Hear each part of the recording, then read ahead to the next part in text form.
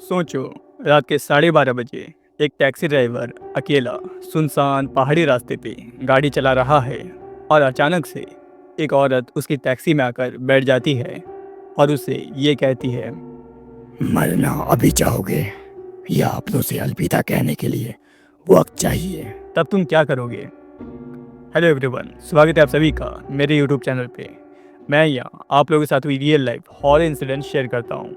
अगर आपके पास भी कोई ऐसी रियल लाइफ हॉरर इंसिडेंट है तो आप मुझसे मेरे इस ईमेल आईडी में आकर शेयर कर सकते हैं।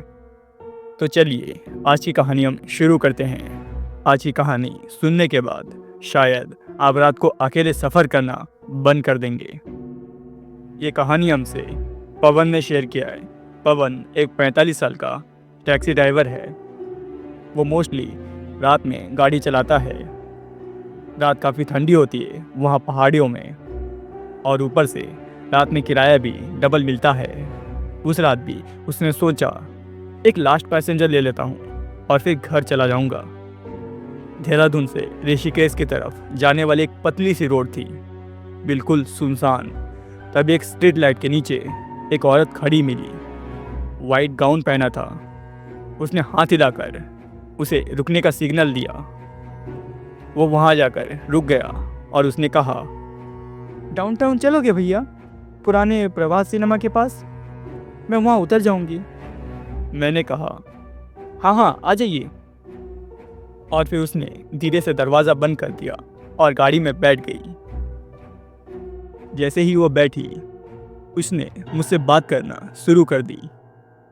और भैया ज़िंदगी कैसे चल रही है? पता नहीं क्यों पर मैंने उसे अपनी सारी परेशानी कह दी। घर के प्रॉब्लम्स, पैसों की तंगी, वाइफ से लड़ाई, सब। और फिर उसने एक ऐसा सवाल पूछा जिसने मेरी रूह कांपा दी। मरना अभी चाहोगे या अपनों से अलविदा कहने के लिए वक्त चाहिए? उस वक्त मैं सुन रह गया और तभी आगे रोड पर मुझे दो आदमी दिखाई दिए, एक लंबा और एक छोटा पतला। दोनों ने मुझे रुकने का इशारा किया। पहले मैं रुकने वाला था पर फिर याद आया कि पीछे ऑलरेडी एक पैसेंजर बैठा है। मैंने सिग्नल कर दी और गाड़ी आगे बढ़ा दी।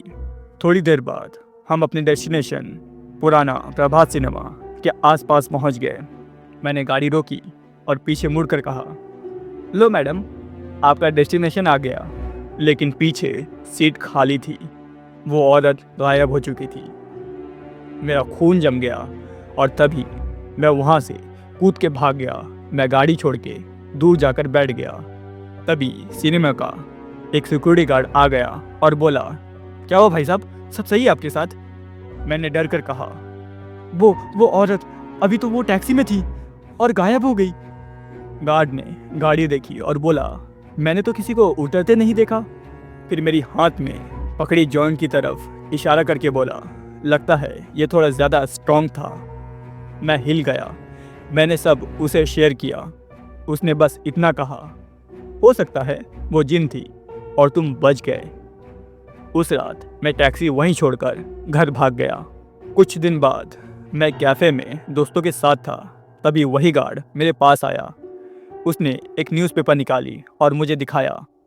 उसमें लिखा था, 2 कातिल पकड़े गए जो रात के अंधेरे में सुनसान रोड पर लोगों को रोक के उनकी हत्या करते थे।